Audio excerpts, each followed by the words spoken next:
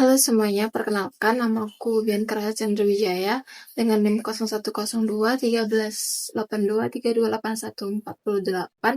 Di video ini kita akan membahas salah satu teori penting dalam sejarah pemikiran ekonomi, yaitu teori rational expectation atau yang sering dikenal dengan RATEX. Teori ini mengubah cara para ekonom memandang perilaku manusia dan efektivitas kebijakan pemerintah.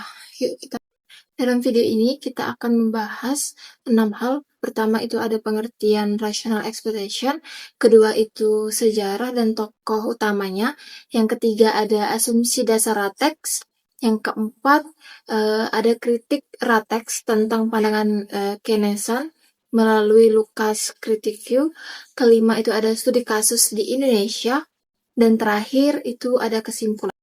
Kita masuk ke dalam pengertian rational expectation. Jadi apa itu rational expectation?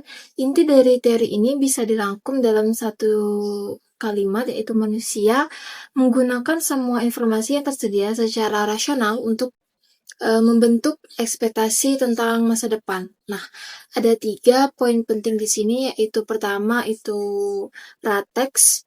Nah, RATEX sendiri itu bukan sekedar belajar dari masa lalu, yang mana pelaku ekonomi tidak hanya melihat data historis, tapi juga memperhitungkan informasi terkini, termasuk adanya kebijakan yang sedang atau akan dijalankan oleh pemerintah.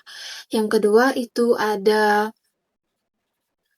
RATEX itu melihat ke depan. Nah, artinya itu adalah pelaku ekonomi itu mampu mengantisipasi kebijakan yang akan datang dan langsung menyesuaikan nih apa perilaku mereka bahkan sebelum kebijakan itu berlaku. Lalu yang ketiga ada kesalahan dalam RATEX yang bersifat acak, di mana perilaku prediksi individu memang bisa meleset, tapi secara rata-rata kita tidak bisa memandang secara sistematis saja, di mana mereka tuh tidak akan terus-menerus salah dengan pola yang sama, tetapi ada kalanya kita salah dengan pola yang berbeda. Sekarang kita lihat sejarah dan tokoh-tokoh di balik teori ini.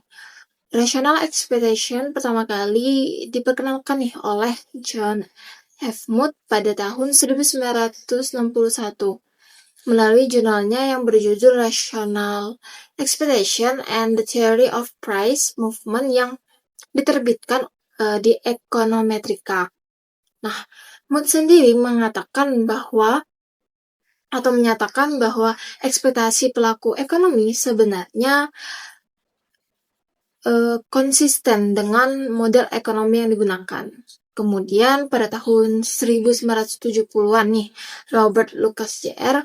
mempopulerkan RATEX dalam ekonomi makro dan mengembangkan apa yang kita kenal sebagai Lucas Critic View, sebuah kritik tajam terhadap model kebijakan ekonomi yang mengabaikan ekspektasi masyarakat.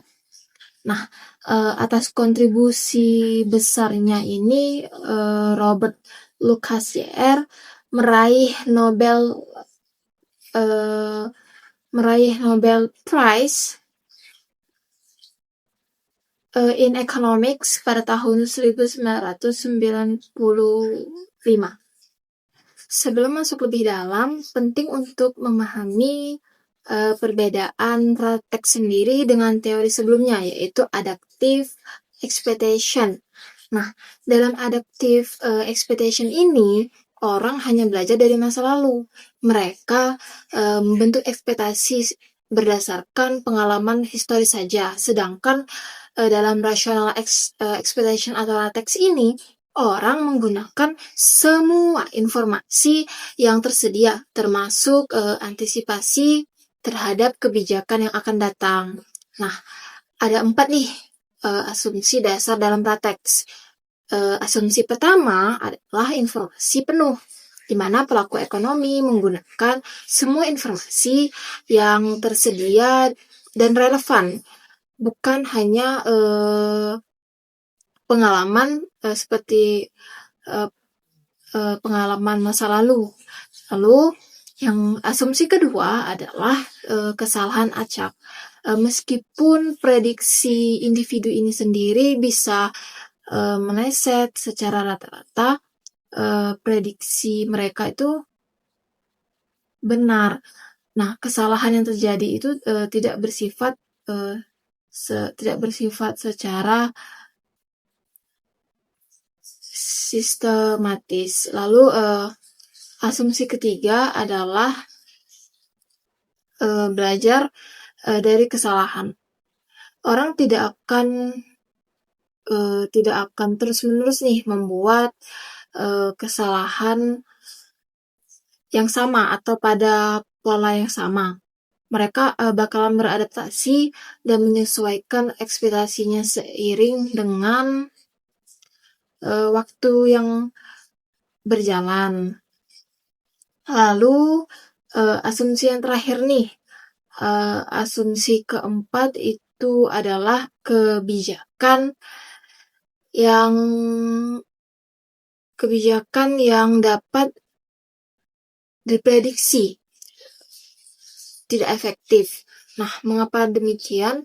Stimulus pemerintah yang sudah diantisipasi masyarakat tidak akan mengubah output real yang mana hanya akan mempengaruhi harga itu sendiri. Nah, dari asumsi-asumsi yang telah dijelaskan tadi, Ratex menjadi dasar dari kritik besar terhadap pandangan Keynesian yang dikenal sebagai Lucas Critic Q. Nah, kaum Keynesian ini percaya bahwa pemerintah itu bisa menstimulasi nih ekonomi dengan menaikkan pengeluaran atau mencetak uang, dan bahwa output itu serta lapangan kerja bisa meningkat. Mereka juga menganggap masyarakat itu pasif terhadap kebijakan. Namun menurut rational expectation ini sendiri, masyarakat itu sudah mengantisipasi nih kebijakan itu lebih dulu. Harga dan upah ini juga akan naik bahkan sebelum stimulus ini bekerja. Nah, mengakibatkan output real itu tidak berubah, yang terjadi hanya inflasi. Nah, kesimpulan dari ini tuh dapat disimpulkan bahwa kebijakan ekonomi itu harus ada kredibel dan juga konsisten agar benar-benar sangat efektif.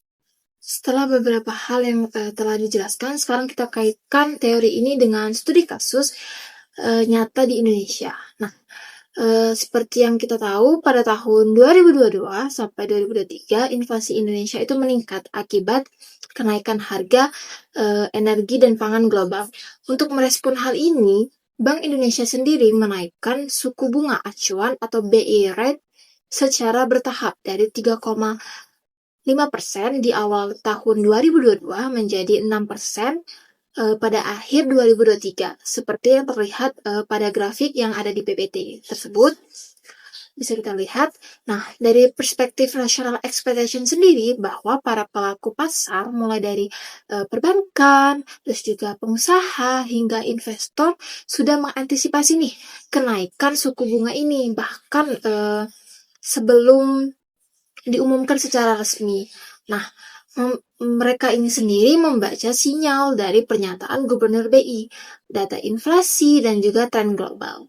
Nah, hasilnya dari pasar obligasi dan nilai tukar rupiah bergerak itu lebih dulu sebelum kebijakan resmi diumumkan.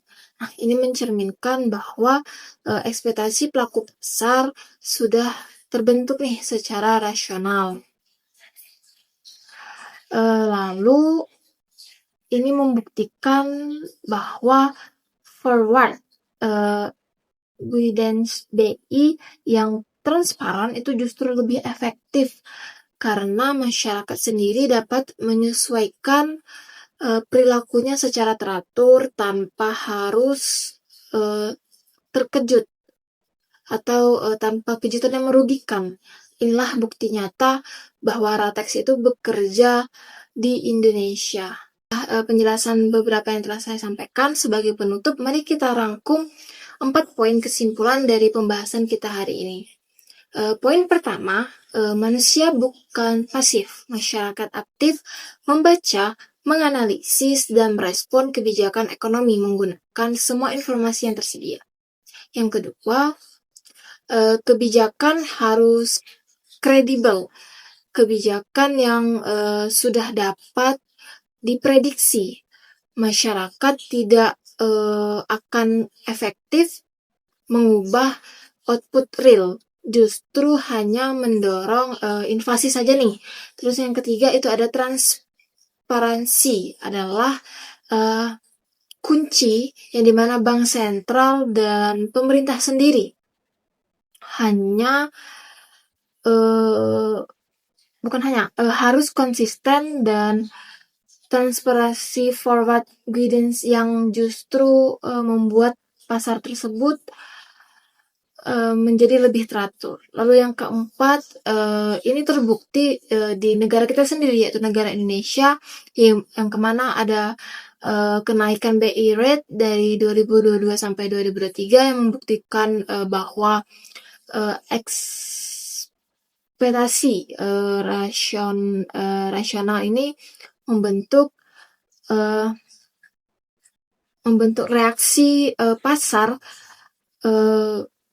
bahkan sebelum kebijakan ini tuh keluar atau resmi diumumkan. Baiklah, sekian video dari saya. Semoga bermanfaat. Saya ucapkan terima kasih.